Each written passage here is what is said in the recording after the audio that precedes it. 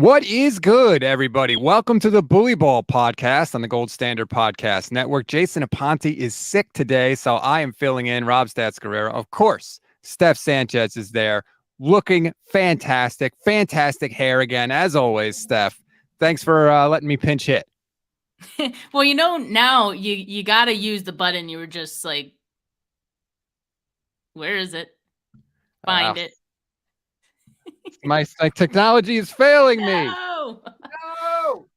He had this really funny soundbite of Jay saying something about my hair, and he was literally just before we got on live, he was like, I'm never going to get to use that. And then he goes talking about my hair. There's your chance right there. And her hair. There we go. There you go. Took forever and a day, but we finally got there.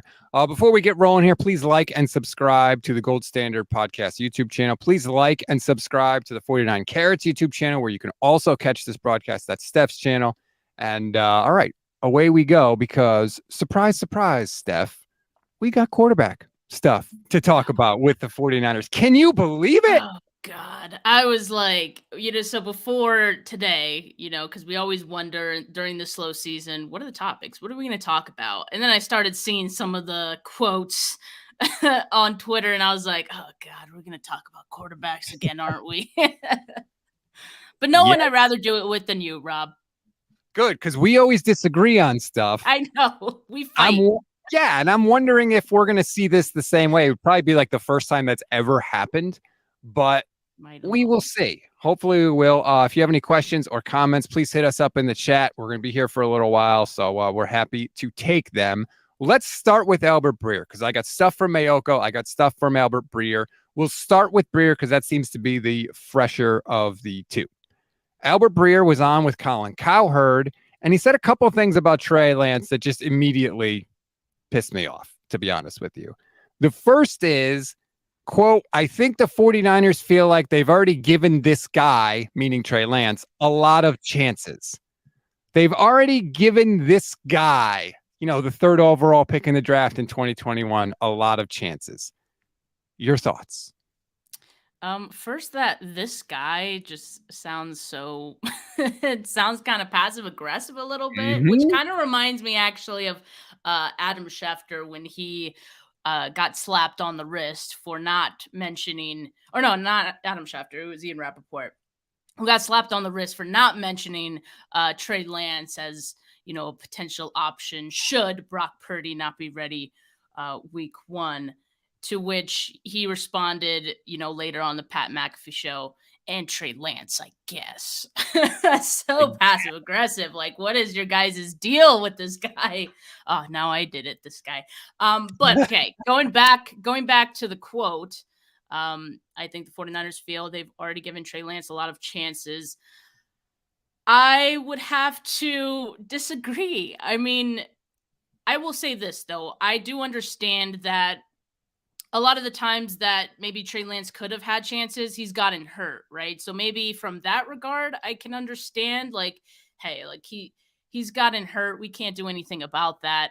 But at the same time, you can't say you've given him like chances, because at the end of the day, he's only had 4 starts, and he hasn't had a lot of time in the few years he's been in the league, right? So this was a guy who we knew coming out of the draft was going to need a lot of reps. Everyone knew that, even the 49ers, or so I thought, right? And now they're in this position where it seems like, because all the national media guys are kind of regurgitating, the same sort of sentiment. What we've been saying, the 49ers don't have the patience to develop him, to see what he can turn into, to, go through the bumps and bruises, with Trey Lance. And my sentiment on that has so far been that I think that's unfair. From the team standpoint, this is a business at the end of the day. I get it is unfair. That's like my, I guess, empathy towards Trey Lance and the situation, But at the same time, it is a business. I do understand that. You have Brock Purdy, who played a tremendous, stretch of football to close out the season last year. And he absolutely deserves to be the QB1. I don't think anyone is really arguing with that. But with that, I think comes the, Brock Purdy's going to get that attention over Trey Lance. Trey Lance isn't going to get, the consideration to be QB1 when you have a guy like Brock Purdy. So I get it from that point. I mean, when you have that, a guy like Brock Purdy, like, why are you going to give Trey Lance another opportunity? That doesn't make sense at that point. So from the team building business side of it, I get it. But I'll just keep asking the same question that I always have been asking. Then why the hell did you draft Trey Lance? It just doesn't make sense, because even if Brock Purdy wasn't in the picture, you just know the 49ers would have brought in another quarterback after Jimmy Garoppolo left. They would have brought in another, Sam Darnold, and maybe even someone, better than Sam Darnold to, quote unquote, compete with Trey Lance, right? It's And not again, a competition, Steph. It's not. It's not a fair fight. They've already decided that Sam's the guy. They have already decided. Sorry to cut you off. I could have gone on forever, so I'm glad you did. I'm infuriated by this. The idea that they've given Trey Lance a lot of chances. He has 4 starts. 1 came in a monsoon, and 1 he got hurt in the first quarter. How is that a lot of chances? And don't give me training camp and practice. Give me a break with that. He was on the goddamn scout team for practice. That's a lot of chances. It just feels to me like they feel more and more comfortable with Brock. And I've said this forever. When people feel comfortable, the truth comes out. We also got a report over the weekend that things are so good with Brock that he's going to work out with his personal throwing guy, whoever the hell it is, and he's going to, polish up his mechanics. And lo and behold, now we've got more leaking out about Trey Lance. Oh, we've given Trey Lance a lot of chances. And I just think that it just goes to show that they're done with this guy. It doesn't make sense to me. I think it's unfair, but that doesn't matter. What matters is how they actually feel about Trey. And I feel like they're done with him. Which, by the way, mentioning that Brock Purdy is going to be throwing in, whatever city he's going to be throwing with whoever he's going to be throwing with, it's not even newsworthy. Like he was already throwing. And so I think it was more so just to get that news out that he's probably going to be ready by week 1. Like, once again, reminding everyone, he's going to be ready by week 1. This is how we feel about Trey Lance, via these indirect quotes, right, from, Breer and other, national media guys. Feel free to, give us a call on right. Lance. The line is open. You guys didn't, ring our bell, during the off season earlier during the draft, as we've heard that there was no trade market for Trey Lance. But hey, just to remind you guys, we're open for business. Give us a call. Absolutely. We'll take you on. And this time it was Tom Pelissero who said that Brock Purdy is headed to Jacksonville today to throw the next couple of weeks with Will Hewlett and ortho specialist Tom Gormley. So again, that's good news for Brock. Obviously, that means that things are going well. That's all positive. But I don't think it's a coincidence that we got this Brock news and we also got this Trey news from Albert Breer. Let's play a little bit of the Breer from Colin Cowherd, because he said another thing that drove me nuts, Steph, and I may need you to talk me off the ledge. Here's Albert Breer with, oh, hold on. Sorry, I didn't have it ready on my thing. Boy, I am not in midseason form right now. Here's Breer with Colin Cowherd. The ideal thing would be to just throw him out there and live with his mistakes. But that's what the Niners were going to do last year. And that sort of ship has sailed. They know how good they are. They know the window they're in. They know they've got one of the most talented rosters in football. And so at this point, they don't really feel like they can throw a season overboard in the name of Trey Lance's development. And especially if you're talking about, well, we may only need him for 4 or 5 weeks till Brock Purdy gets back. Now you're talking about something different. You're not talking about developing the best quarterback for the playoffs. You're talking about the guy who can keep you best afloat for a month, right? That'd probably be Sam Darnold over Trey Lance at this point, right? Even if Lance has the higher ceiling. So I think a lot of different things are going into this. And it makes it much different than last year when the idea was we're going to sink or swim with him. We're going to ride out his bumps in September and October with the hope that we get a better quarterback than we had by the time we get to January. Your thoughts? Wasn't that quote or didn't he say some of this stuff before too? Because I remember like the sink or swim, portion, and like they don't want to throw the season overboard or something like that. Like I feel like he's said these things before, and if it wasn't him and it was someone else, that's even more alarming. But I think he has said these things before. Okay, it's clear that all of the national media guys are kind of like telling us similar things, right?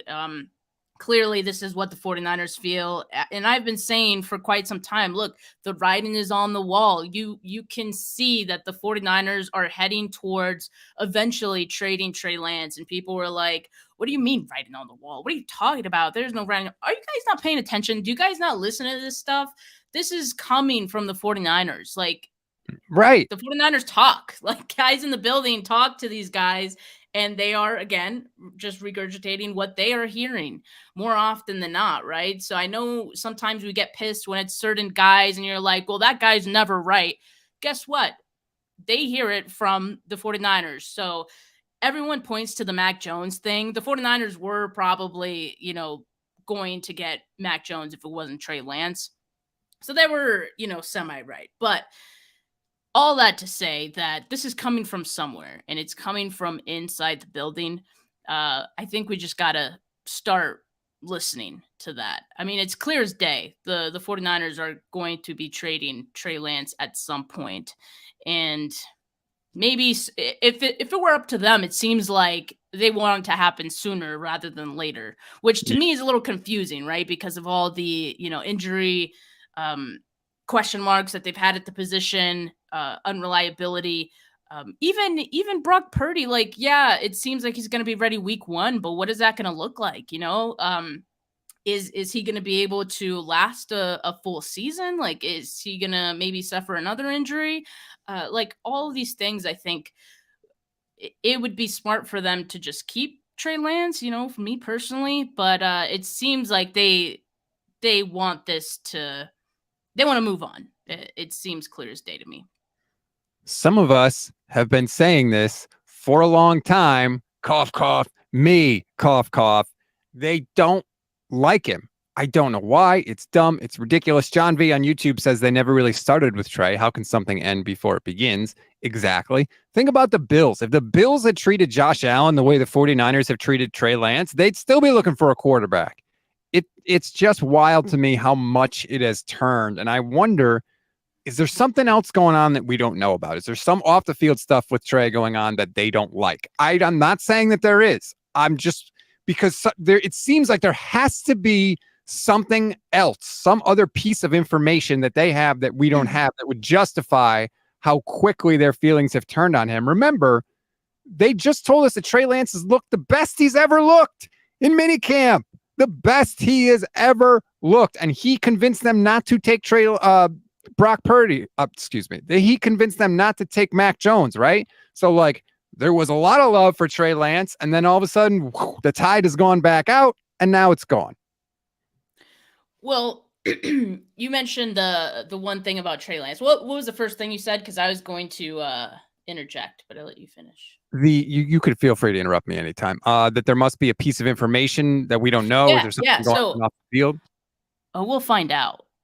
Oh, yes. We find out. I mean, like, that stuff usually comes out after the fact. Once he's off the team, like, we'll start hearing new leaks, right? All this like character assassination will probably take place, unfortunately for Lance, right? And this all goes back to the, like, me thinking this is very unfair for, a kid. Like, he's so young. And he didn't choose to be drafted 3rd overall, and yet it seems to be an omen for him that he got drafted this high, and the team that drafted him, doesn't want him. Like, make it make sense. It does not make any sense to me. Like, I almost, this sounds terrible, but because I know it's going to happen eventually, I almost want the Trey Lance trade to happen sooner than later too, because I just want to stop hearing about it. I want to stop hearing these quotes about like how the 49ers really feel about Lance. Like, I'm so tired of it. Like, just, if you don't like him that bad, like, just trade him already, Yeah. it's just it's sickening. It's sickening. You're subscribing to one of my favorite philosophies. What must be done eventually must be done immediately. And that's what I'm saying. Like, I think the 49ers, if it were up to them, they would trade him right now. Like, if they got a good offer that they like. The thing is, like, the 49ers are notorious, I think, for, like, overvaluing their guys. They did the same thing with Jimmy Garoppolo. And so that they probably won't be happy with some of the, offers that they get. Whose fault is that, though? Right. Stop overvaluing your people and eventually just get what you can get. But I disagree with the first thing that Breer said. Why are they just assuming that they were going to lose games and that you'd be wasting a season and throwing a season overboard? I don't get that either. I've seen Mark Sanchez go to the AFC title game in his first 2 years as a quarterback, and I think Trey Lance is better than Mark Sanchez. Ben Roethlisberger went to the AFC title game as a rookie, I believe. I think he went 15-1, something like that. Like, why are they just assuming that all hope is lost if we have to start Trey Lance? I don't agree with that. Well, because this season it's a little different than last, right? Like, kind of, and this is what Coward said as well, that last year they would have been willing to do it. This year they have Brock Purdy, who they know they can win games with. I guess last year was kind of the same thing because they also knew they could win games with Jimmy Garoppolo. Right. But yeah, I don't know. So we've given him so many chances. Really, they're only talking about the one chance, the one season that he got to start over, Jimmy Garoppolo. When they brought back Jimmy Garoppolo 2 weeks before the year started. So don't tell me that they were going to ride it with Trey, because that's bogus. And that's a great point, because he starts losing a couple games and suddenly Jimmy Garoppolo's back in there. But at least then, like, you can sort of justify it based on performance, I guess, at that point. Like, oh, we're losing too many games. Okay, yeah, we get it. Switch the quarterback. But now it's kind of similar. It's like Brock Purdy, you know what you have in him. He seems like the young, bright star that, is the sparkle of the 49ers eye right now. And so they don't want to. Why would you start Trey Lance over Brock Purdy right now? Just because he was a third overall pick, right? Like, if he were to start over Brock Purdy, it would only have to be if he earned it. Clearly, and to what John Lynch said, you're not going to earn a starting job over a guy like Brock Purdy based on practices. Apparently. You're not. I want to address this real quick because Ty on YouTube says Albert Breer made it up. No, he didn't. Like, you guys got to stop with this. And I've seen it too much. Oh, Trey Lance dated Colin Cowherd's daughter, and then he broke up with her. And so Colin is mad at Trey. Maybe he is. Maybe a little. Albert Breer is not. Like, Albert Breer, that doesn't affect Albert Breer. And I'm telling you, Colin Cowherd is not telling Albert Breer what to say when he comes on his show. I worked on Colin's show, okay? I know, like, that's just not how it works.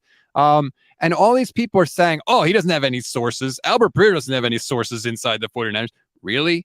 You really think Albert Breer has been an NFL insider for years? You think he has no sources inside the 49ers? I saw that man work at the combine. Like, we'd be out and we'd be at the same, like, bars that, GMs were at and all these media guys. Albert Breer was moving from, conversation to conversation with, like, different GMs and all that. And best believe he did speak to John Lynch and Adam Peters a good chunk of, one of those nights. And yet best believe that these guys open their mouths, especially when they're, drinking and it's like casual conversation. So yes, they do talk to each other. So, I don't think these guys just make things up. I know we want to believe that. And I've been there before where, like, I don't believe, media reports to my own detriment. Like, I remember a long time ago, Tim K was all over the Harbaugh thing, and I didn't want to believe it. I was like, Tim K, like, he's just pissed off. Like, he hates everyone. He hates the 49ers. Like, he's just making this stuff up about Harbaugh. It was all true. And you know why? Because he heard it straight from the 49ers. Like, come on, at some point when everyone is saying the same thing, we have to believe it. I'm sorry, Ty. I love you, Ty, but we have to just start thinking that this is true. when the 49ers do trade Trey Lance, what are we going to say? It was all a lie? Like, no, you're going to have to believe that all of this was true. So I'm sorry. It's not what we want to hear, but it seems like it's the truth. I agree with you completely. Just because you don't like the message doesn't mean the message isn't true. I think people really and stop going to the Mac Jones thing. Anytime an insider says something 49er fans don't like, they say, well, he thought they were taking Mac Jones. That's their one thing to just wave away and stick their head in the sand and say they don't have to believe what is said by these reporters and by these insiders. But when it comes to a Lance trade, I think we got a little bit of a timeline on that, Steph, because Matt Mayoko was talking on the 49ers Talk podcast recently, not the most recent episode. It was actually the episode before that.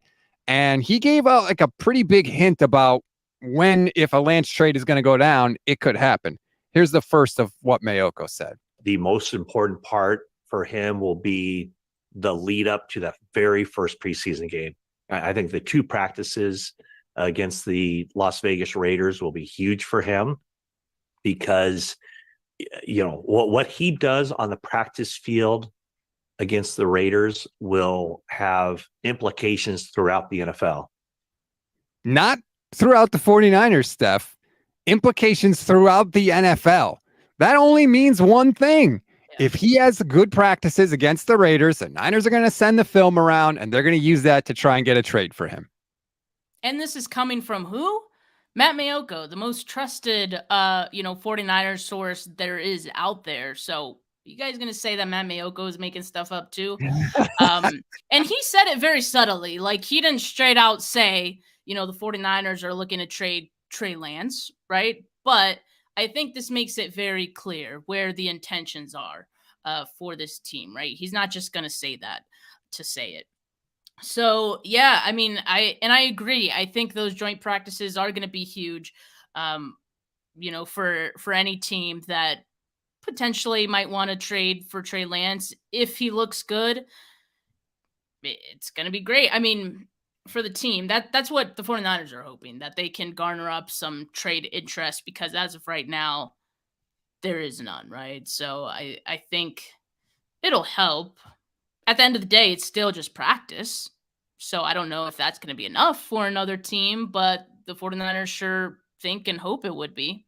That seems crazy to me that he's barely played since he was drafted in 2021. He's been hurt. He's coming off a major ankle injury, and yet teams are going to go line up to trade for him because he has a couple of good joint practices against the Raiders' broke-ass defense. Like, I don't know about that.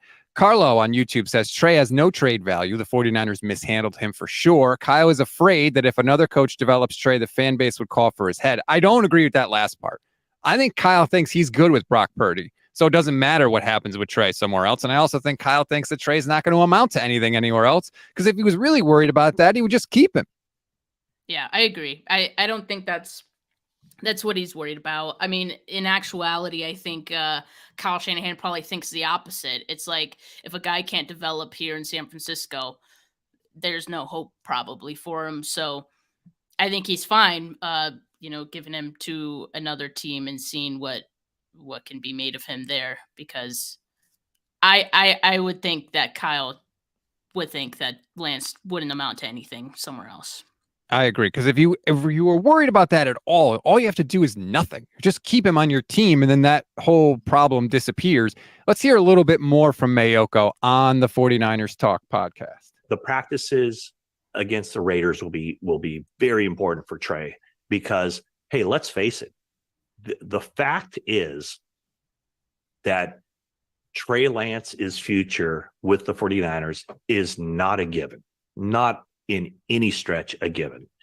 And if Brock Purdy is healthy, and if Sam Darnold beats out Trey Lance for the number 2 job, all of a sudden, if teams out there during training camp are eager to get their hands on Trey Lance, well, guess what? He might be available. And that's not no hot take. That's just reality. They have 4 NFL quarterbacks on their roster, and not all 4 of them are going to be around. First of all, no, they don't. No, they don't. Okay. The idea that the 49ers have 4 starting quarterbacks in their roster is bullshit. Okay. It is bullshit. Sam Darnold sucks, and spare me on Brandon freaking Allen. Okay. But they are telling you how the story is going to end, Steph. They're going to say Darnold beat out Trey. He wasn't good enough to beat out Sam Darnold. We're done with him. We're trading him. We'll give him a chance somewhere else. That's how this story is ending. That's what I think is hilarious of this. Oh, like Trey Lance couldn't beat out Sam Darnold. The 49ers don't want him. Sign me up. That's what the 49ers think other teams are going to do. They're just going to have a line of teams interested in Trey Lance suddenly because he couldn't beat out the backup quarterback. That's embarrassing. That's embarrassing. And it's almost like it would make more sense for the 49ers to hype up Trey Lance, just make him the backup just for the sake of pumping his trade value, and then look to trade him.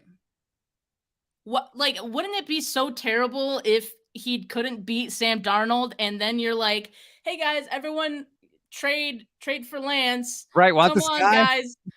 Yeah. What are you even doing? I don't know. That's just, to me, that seems ass backwards. Right. Think about if you were trying to sell a car and you were like, hey, does anybody want this car? It can't get around the corner, but if you want it, you can have it. Like, no, that's not, you fix it. None of this makes any sense. But now this is like, it's one thing for this stuff to come from Breer and Pelissero and Schefter, the national guys.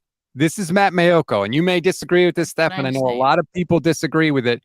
I'm telling you, he's the mouthpiece of the 49ers. Nothing comes out of Matt Mayoko's mouth that the 49ers don't want out there. Nothing.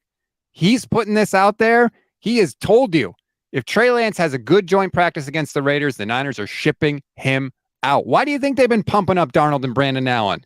They're doing that for a reason. They're trying to grease the skids.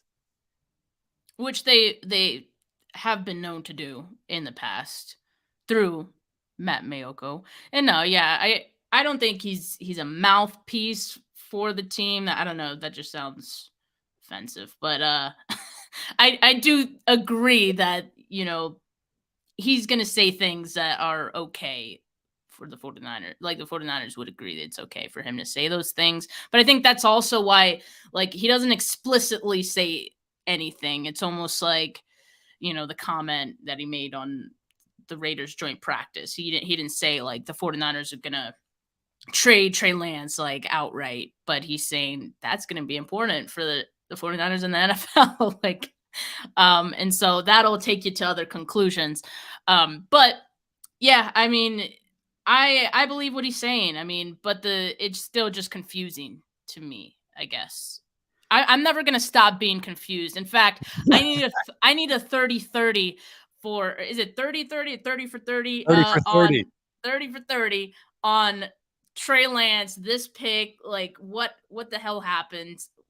I need answers. I don't know if we'll ever get them, right? Because getting answers, I think at some point is going to have to require the 49ers to admit that they were wrong. And I don't think even in the face of trading Trey Lance that they could admit that they messed up that pick. Well, you're right, because this is exactly what it's going to be. It's going to be, hey, we weren't wrong on Trey, but Sam Darnold and Brandon Allen are even better. Good. They're just too good. Right. Just like Trent Sherfield was too good. They had to play him over Brandon Ayuk, right? Remember that? They had to. He was just too good. It's stupid. Carlo says, I think Darnold already beat out Lance. He doesn't sign here if he didn't have the word. He'd be the backup at the very least. They wasted 3 first-round picks. Exactly. Remember what Sam Darnold's quarterback coach, Jordan Palmer, said?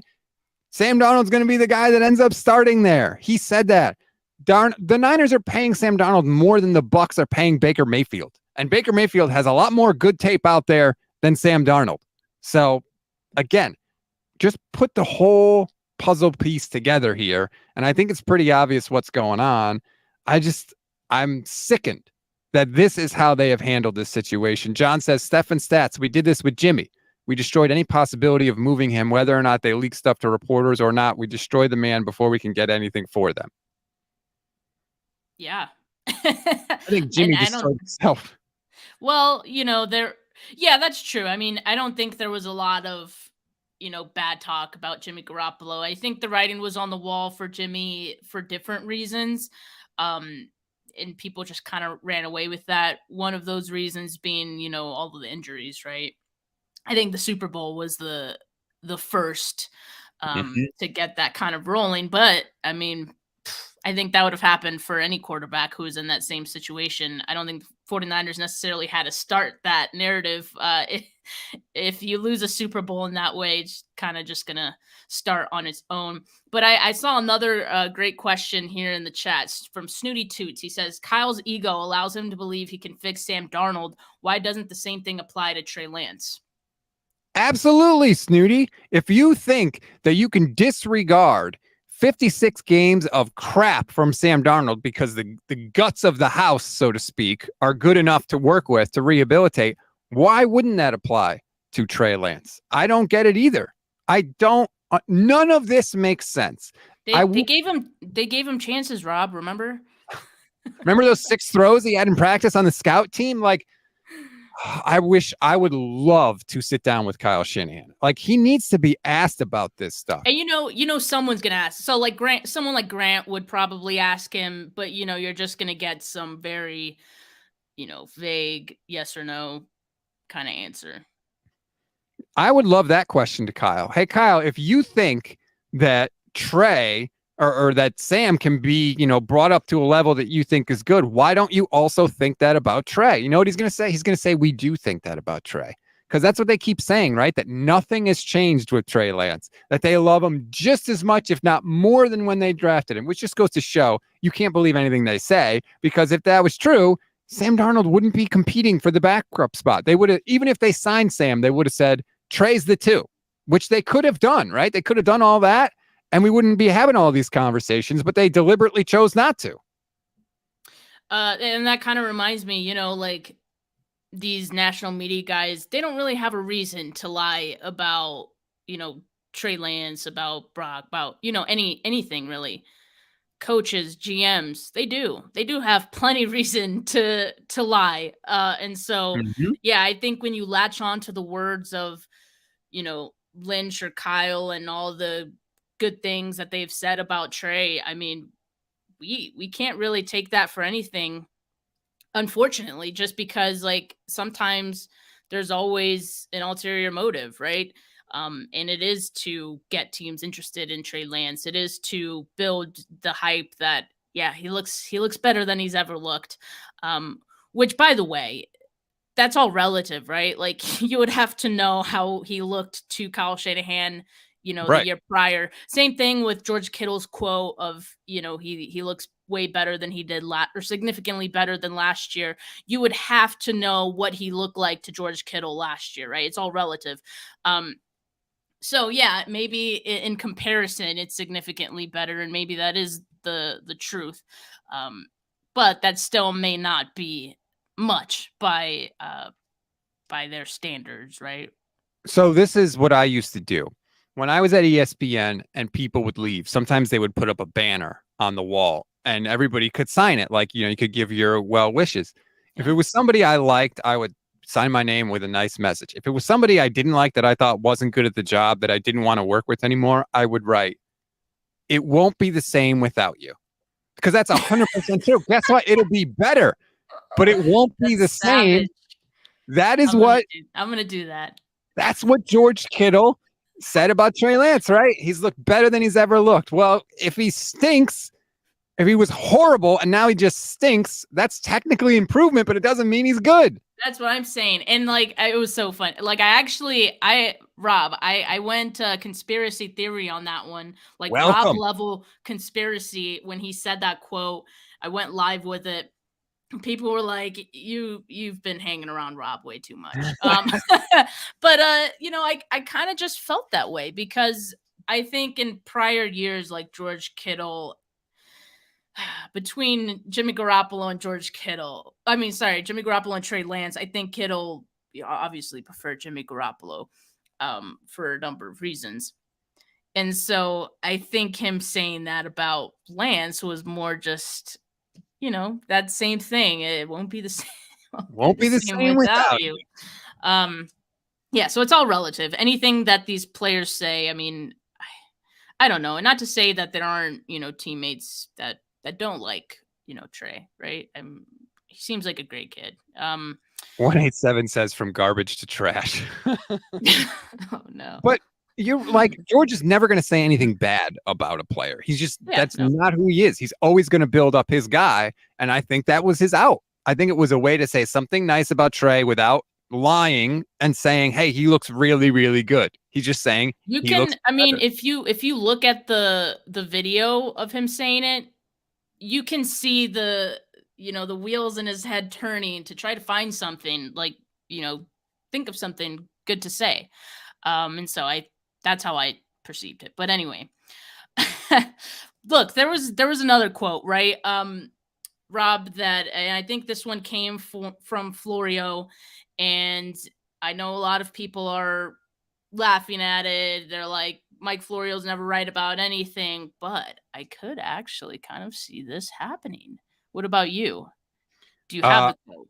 Yes, I'll get the quote up in a second. I just want to answer this question because Greg T asked, did anyone sign that on your sign when I left ESPN? I didn't get a sign, Greg, because I went to NBC Sports, and so that was a competitor of ESPN at the time. So there was no farewell with me. There was, okay, you took the job, collect your things. They escorted me out of the building, and they followed me around as I went to my desk and cleared my things, because what they don't want is they don't want you like taking secrets with you, right? When you go out the door, because you're going to a competitor. Little did they know, I already took everything I needed with me well before I told them that I was taking the job. And it's been a little cool because I've actually been able to fill in hosting on ESPN Radio recently. So it's been cool to be back. But anyway, that's neither here nor there. The quote you're mentioning from Mike Florio is that there could be a bidding war for Kirk Cousins after the 2023 season between the 49ers and the Rams. He said it on KMBR. I believe he wrote a post about it also on PFT.com. People laugh this off. I think Kirk Cousins is a very, very real possibility for the 49ers in 2024. The only reason that I wouldn't is because of their cap situation. It would be very, very tough for them to fit in Kirk Cousins. But that being said, it's Kirk Cousins. We know how Kyle Shanahan feels about Cousins. We joke about it, but it is not a laughing matter. Like, it is so serious. He loves Kirk Cousins, and Kyle also loves Sam Darnold coming out of the draft. He got him and he was available. You know what I mean? Like, when Kyle loves players, he will find a way to get them. And so even if Brock Purdy, has a good year, I am not closing the door on the Kirk Cousins possibility just because I know how much Kyle Shanahan loves him. So while a lot of people are laughing this one off and saying, well, Florio's never right, wait till next offseason. It is going to be hell. You are going to see 49ers, Kirk Cousins in the same headline so many times. This offseason will feel like a dream. It's going to be terrible. But in actuality, I wouldn't scoff at the idea just because I know Kirk Cousins would probably be the better quarterback that, Kyle Shanahan has had, right? Like, I mean, I think we can safely say that he has a proven track record. And yeah, I know a lot of people do laugh about Kirk Cousins. And last week when we were talking about the multiverse, I did mention the fact that I don't think Kirk Cousins has that, like in those big games and those big moments, sometimes he folds more often than he doesn't. So I did point that out. But I would actually like Kirk Cousins in San Francisco just because I feel like the 49ers are one above average quarterback away from being in the Super Bowl. And that could be Kirk Cousins. And if you can keep him away from NFC West opponent like the Rams, look what happened with Matt Stafford, right? It was the same situation. 49ers also interested in Matt Stafford. Rams got him. They win a Super Bowl with him. I don't want that to happen again. I think I could see this happening 100%. It's a very real possibility. And I know a lot of people would be upset about it, and I get that. But you can say what you want about Kirk Cousins. What he gives you, the 49ers have not had out of their quarterback position since Jeff Garcia was here. Kirk's going to play every game. He's going to give you at least 4,000 yards passing, and he's going to give you 30 touchdowns in a season. 49ers have not had that since Jeff Garcia was here in the early 2000s. The early 2000s. We're talking about 2 decades here.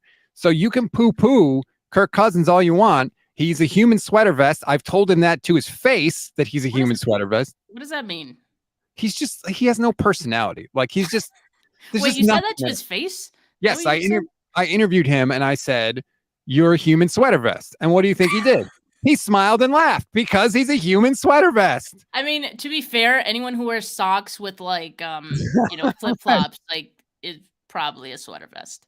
But he has had better seasons recently than any 49ers quarterback has had in a long, long time. So you can poo-poo it if you want. That would be an upside with the 49ers. I wouldn't like it because I agree with everything you said about Cousins, but from a production standpoint, it's definitely better. Official B&A Music says, so San Francisco has a loaded roster and friendly quarterback system, but these insiders want you to believe Lance is too dumb to the bare minimum for us to succeed. I don't know about dumb, but they're telling you that the 49ers are saying they don't believe that they can do it with Lance, that even with all that stuff around him, they think that they would have to, what did Breer say? Throw the season overboard. I think also, too, the big issue with Lance is that he was so different than what Kyle Shanahan typically likes in his quarterbacks. And that's why I always go back to the same question. Well, why did you make the pick? But looking at it now, it's also very confusing because now you see a quarterback like Brock Purdy, who is, actually what Kyle Shanahan, likes and wants in a quarterback. Same thing with Mac Jones. Like, he was very in line with what Kyle Shanahan typically wants. And then so Trey Lance is like kind of the complete opposite in a way. And, they sold us on the idea that that's why they liked him. Those were his strengths. But then, when it came to the chance of choosing between what what you're comfortable with, and Brock Purdy and Trey Lance, or you could even say like versus Jimmy Garoppolo, who is like, the safe quarterback who you can win with, versus Trey Lance, they picked the latter, right? They picked Jimmy Garoppolo. They picked Brock Purdy. Now they're even going to pick Sam Darnold over that. So I think it's just the fit clearly wasn't there. But again, why then did you make the pick? So they're trying to fit a what is it? Square peg and round hole, and wondering why it's not working. You know what I mean? So they did this to themselves. It reflects poorly on them. They're not going to admit they were wrong. They're just going to say, hey, look, like, we don't need him because, we have this other guy like Brock Purdy. You guys get that, right? So just, take him off our hands. Which is, yeah. And then, you know what? They don't have to admit that they were wrong. They'll admit they were wrong based on what they do. That will tell us, like, if they never say we were wrong, okay, whatever. But when they trade Trey Lance, that's them admitting that they were wrong. So I hate all of this. I wanted to get to another comment. Nico says, what about Mac Jones instead of Kirk Cousins? If he falls out with Belichick again this season, Kyle could get the quarterback he possibly wanted before. And that would happen, by the way. If, let's say, Brock's arm doesn't come back, they trade Trey Lance, and the Patriots get frustrated with Mac and they're willing to deal him or cut him or whatever. If the Niners acquired him, that's absolutely what they would say. Hey, we wanted you all along. This was our plan all along in 2021, right? Just like they did with Christian McCaffrey when they acquired him. Like, hey, we wanted you back then too. That will absolutely happen. And I don't know. Would you want Mac Jones next year if you could get him? I mean, I feel like the difference between Brock Purdy and Mac Jones is probably not large enough for me to say, like, go ahead and get Mac Jones. On the other hand, that's why I feel like Kirk Cousins, he's a veteran at this point, has all the experience, has experience with Kyle Shanahan directly.